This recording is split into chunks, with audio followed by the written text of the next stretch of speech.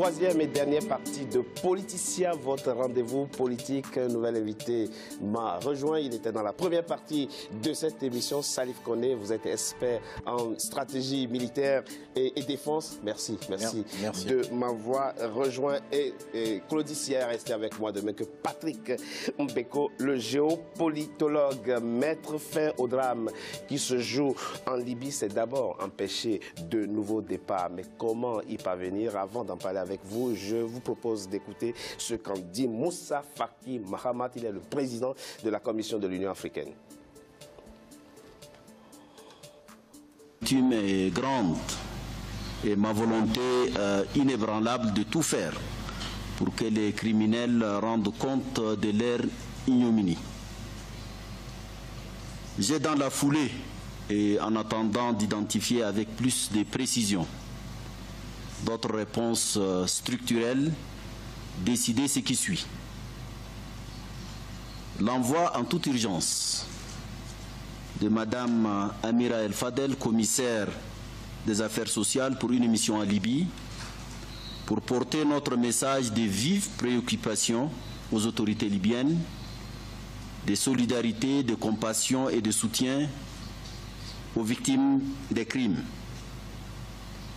La saisine de la Commission africaine des droits de l'homme pour diligenter, selon les procédures également d'urgence, les enquêtes et autres procédures juridiques et judiciaires pertinentes afin que les auteurs soient poursuivis, jugés et condamnés aux peines qu'ils méritent.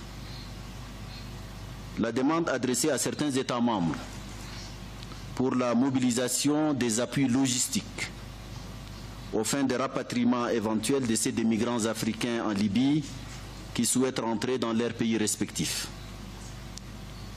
Le renforcement de la relation avec les partenaires de l'Union africaine, notamment les agences spécialisées des Nations Unies, telles que l'OIM et autres, pour conjuguer les efforts avec les nôtres afin de venir en aide aux victimes et pour robuster les assistances diverses aux migrants africains dans tout l'espace méditerranéen.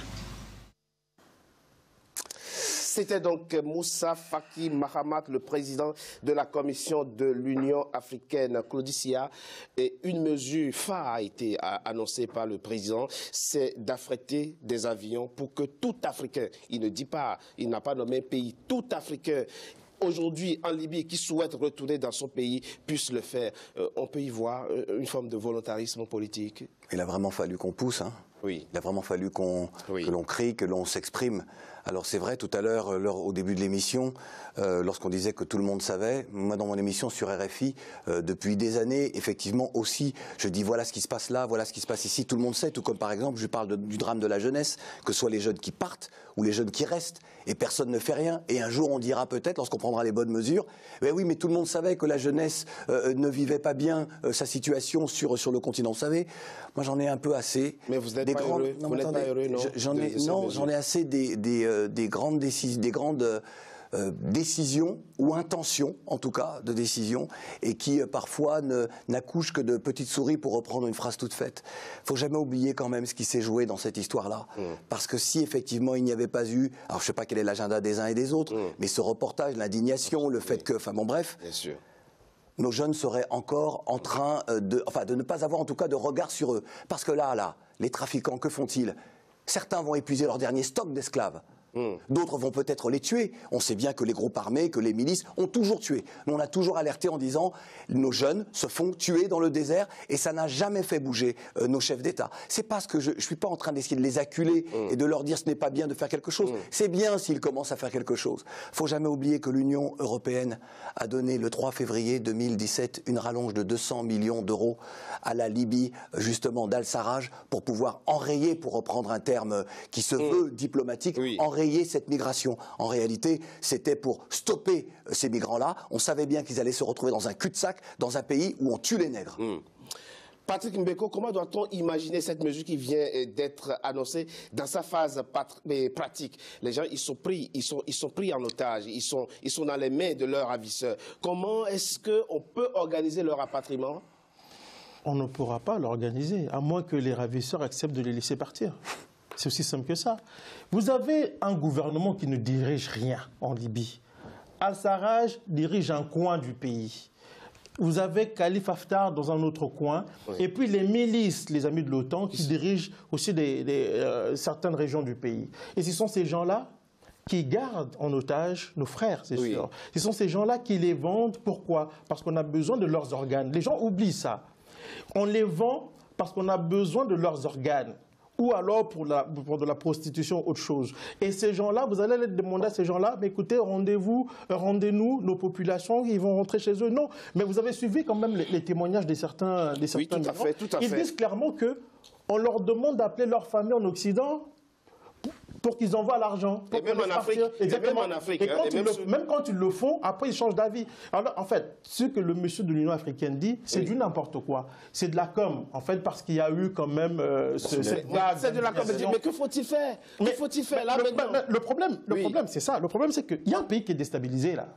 C'est comme si... Mais ça, on l'a constaté. Ben oui, mais après le constat, qu'est-ce qu'on fait? On ne peut pas régler la question libyenne, la question des migrants, si on ne règle pas la question libyenne. On ne peut pas régler la question du Sahel si on ne règle pas la question libyenne. Tout ça est lié, qu'on le veuille ou pas. Et il y a un travail à faire au niveau des pays d'où les migrants partent. Ça, c'est un fait, on l'a dit. Mais au niveau de la Libye, regardez, ça fait 5 ans que les mecs négocient. Ça fait 5 ans. Oui. Ils viennent là, le président ils vont aux États-Unis. Rien ne change. Vous savez pourquoi rien ne change? Parce que les puissances occidentales qui sont en arrière-scène, chacune joue sa partition. Vous avez Al-Sarraj qui est soutenu par des gens qui vendent des Africains.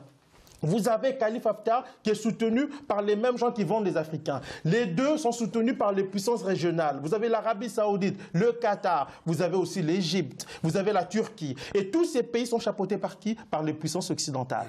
Voilà la réalité. Richard, alors, c'est un piège sans fin. Attendez, je suis désolé, juste 30 secondes, Salif. Je voudrais juste te dire que l'avion qu'on envoie en Libye, il va atterrir d'abord. Quand vous avez un pays qui est cassé en 1000 morceaux, nos frères qui sont en Libye ne sont pas parqués en pleine ville, ils sont dans des camps. Ils ne sont pas dans une ambassade. Qui ne sont pas répertoriés, qui sont dans le désert, qui sont dans des sous-sols, vous prenez les reportages, vous prenez les témoignages de ces migrants-là. En Bénin, ils voient des avions, vous dites, c'est bien, c'est un début. Mais celui qui sait qu'un avion existe, est-ce que celui qui est assis dans le désert peut savoir que son pays déjà a envoyé un avion, sachant très bien que dès qu'ils arrivent, le premier truc qu'on fait, on leur prend leur passeport, on leur prend leur téléphone et on les réduit à l'esclavage, on leur coupe tout moyen. Aujourd'hui, ils peuvent même pas. On ne savait pas de quel pays ils sont. Il y a un moment donné ici. Mais il faut arrêter de rêver. Voilà, ici sur ce plateau, il y a des éminences grises. Des gens qui peuvent réfléchir, conseiller nos chefs d'État, leur dire voilà ce que vous pourriez faire. Ce sont des choses simples. Attendez, des choses simples. Oui. On n'entend que du bon sens ici et de l'intelligence. Oui. Comment se fait-il que ce bon sens et cette intelligence-là ne soient pas aux côtés de ces chefs d'État? Il ne faut jamais oublier une chose.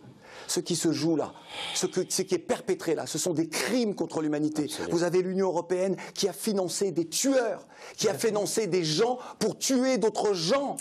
Et parce que nous ne sommes rien, nous sommes si faibles dans ce monde, parce que ce monde a été construit par les Occidentaux, il répond à des règles initiées, attendez, par des Occidentaux, et nous ne sommes que des figurants. Nous n'avons pas compris. Moi, par exemple, si ça était un billet de banque, par exemple, imaginons que ce soit un billet de banque, il n'a que la valeur que je lui donne. À un moment donné, nous pouvons très bien dire, nous sortons de cette communauté dite internationale, qui n'a d'international que l'occidentalisation.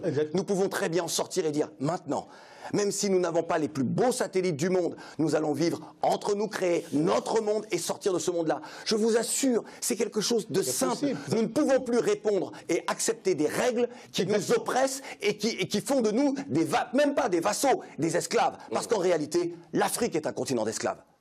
À différents niveaux, nous sommes donc un continent d'esclaves. Vous savez, excuse-moi Claudie, l'une des personnes là, il y a un gars parmi les esclavagistes là-bas, Abdelhakim Belhaj. Il a été accueilli ici à Paris. À Paris. Par les autorités françaises. Mais à l'époque, on ne savait pas qu'il était... Non, attention. Ce monsieur a été arrêté en 2004 en Malaisie par la CIA parce qu'il n'était pas soupçonné. On savait qu'il était proche d'Oussama Ben Laden. impliqué dans les attentats contre les intérêts américains. Il a été arrêté, envoyé en Libye. Kadhafi l'a gracié, il l'a laissé partir. En 2011, il a été récupéré par l'OTAN pour combattre contre Kadhafi. Ce monsieur, après la chute de Tripoli, c'est lui qui a pris Tripoli avec l'aide de l'OTAN et des forces spéciales françaises. Après, il est venu ici en France, accueilli en grande pompe. Les journalistes étaient là en train de cirer ses pompes. Ce monsieur est devenu milliardaire. Il est au cœur d'un vaste réseau de trafic d'êtres humains. Allons-nous partir de cette émission avec l'idée qu'on ne peut rien pour nos frères? On peut faire quelque chose, mais il faut que le dire quelque chose de très important ici. À un moment donné, il faut avoir le courage de dire acceptons de vivre dans notre coin, dans notre pauvreté, mais dans la dignité. Voilà. Parce qu'il ne sert à rien d'aller vous asseoir autour d'une table avec des gens qui ne jouent pas franc jeu.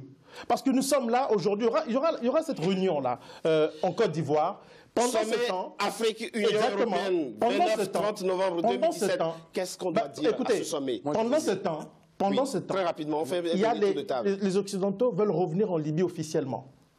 Là, je voulais parler de l'importance du reportage. Le reportage a permis à un certain de nos compatriotes africains de comprendre ce qui se passe. Mais derrière ce reportage, il y a aussi une stratégie. Parce que là, l'Occident va... Qu'est-ce que les Américains vont dire?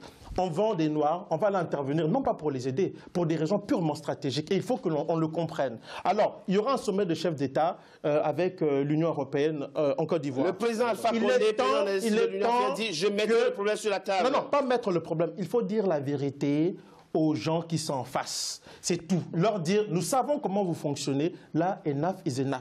Si on n'est pas capable de dire ça, on veut faire de la diplomatie. Vous savez, quand je travaillais sur ce bouquin, j'étais choqué par une chose.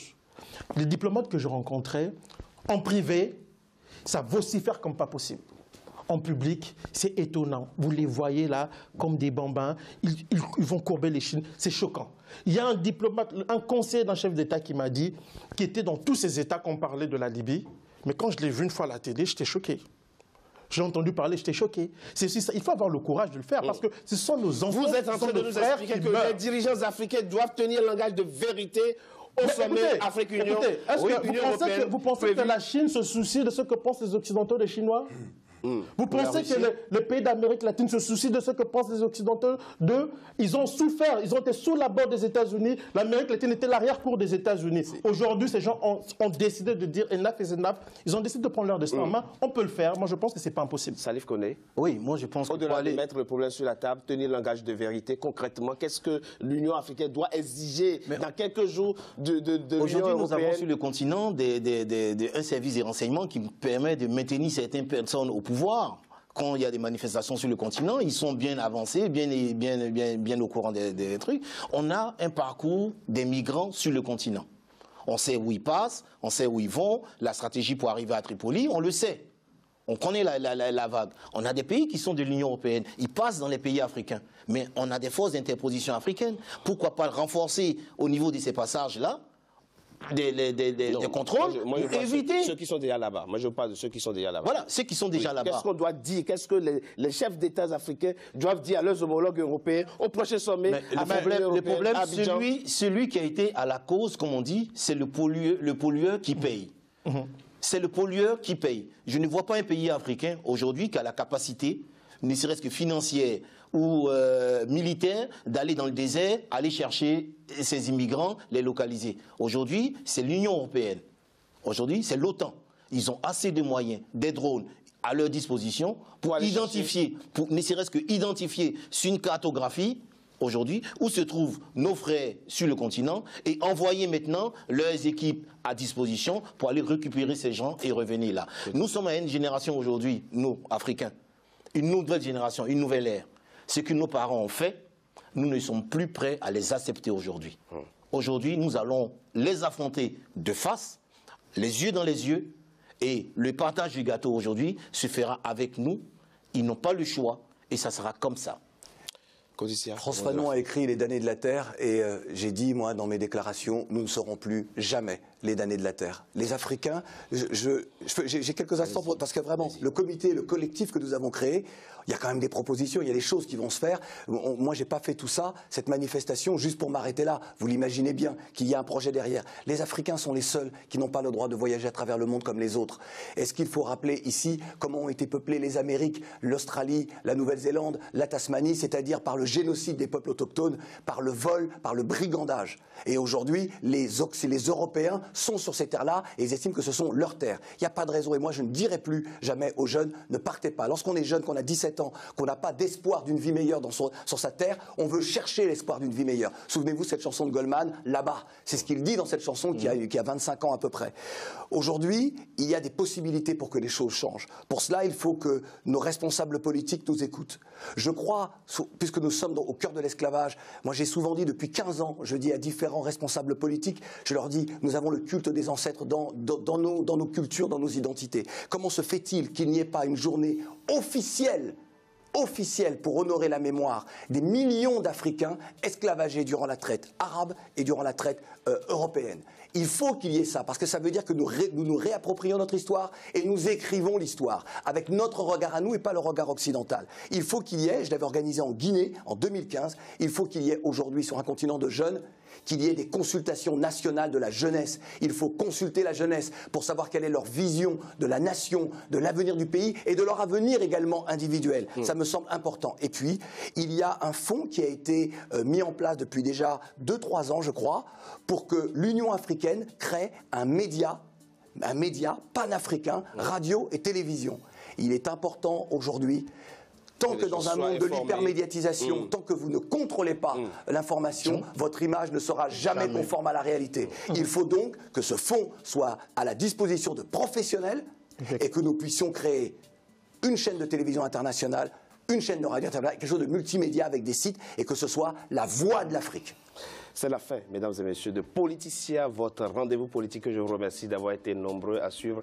Restez fidèles au programme d'Africa 24. À très bientôt pour un nouveau numéro de Politicia.